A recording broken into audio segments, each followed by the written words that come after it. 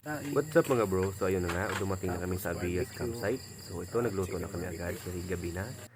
At pagkatapos may magluto ay sinetings na rin nila yung campfire or bonfire kasi mag-aano kami dito, mag-i-s'mores kami ni Babe.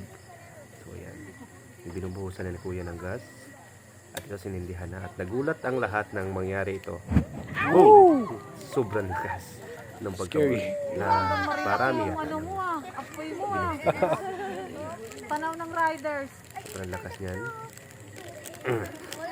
At syempre, hinihintay lang namin na magkapoy ng yung mga kahoy bago kami mag-s'mores dyan, no? Ayan. At pinapakita ko rin dito yung large camping tent namin dito. Kaso hindi makita. Silaw lang. Ito si ate, sinubukan niya na mag-s'mores kaso tinry ko yan dyan. Medyo amoy pa yun. So, dito, sobrang lakas na ng apoy. Ayan. So, marami nang nagtatry magluto, ano? Kaso sobrang init. Mga bata, hindi sila makalapit. Sobrang init talaga din sa paligid. Hindi mo kayang tiisin yung init ng apoy. Agad, sinubukan din natin ito, no? Sinubukan natin magluto hanggang nung medyo bumaba na yung apoy. Sobrang tagal nito. Sobrang tagal bumaba ng apoy. Humupa. So, tinry na natin dito. Yan, tinry na natin siya nung bumaba ng apoy. Kaso sobrang init pala. Naisip-isip ko ganito pala pag kinikrimit siguro yung tao. O mas masakit pa dyan. So ayan, sinubukan niya. Sinubukan niya yan. Pero nagtatakip siya ng mukha. Sobrang init yan kahit baga na lang yung sobrang init. Ayan. Hindi pa siya mapakali dyan. Umapoy pa yan. Balik ko pa. Kasi hindi pa yata ano to. Ayan. Diba? Sobrang saya. Sobrang saya ng mga itong lugar. Mga bundok, magkakamping-camping ka. Tinry niya rin ulit dito. Ayan. Masatisfied siya sa bonfire na ginagawa nila. Ayan.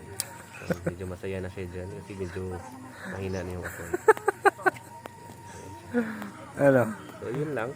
Yun lang yung kaganapan namin nung gabi. At sa pagka umaga naman, madali na ako magluto kasi medyo late na kami nagising.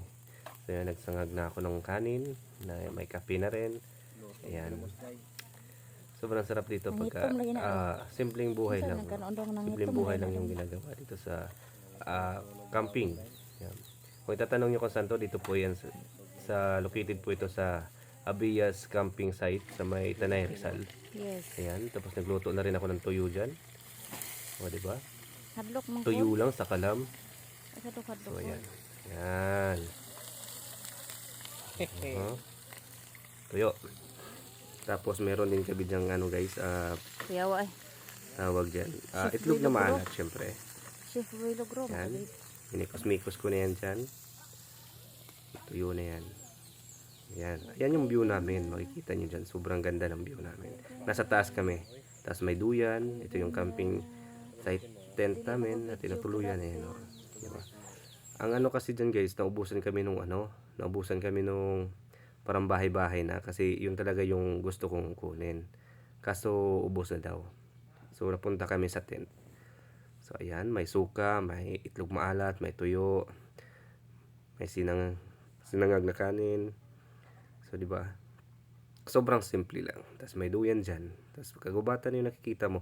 Sobrang saya dito kasi alam niyo yung wala kayong internet, walang signal, walang cellphone. Maaga ka natutulog. Alam mo yon.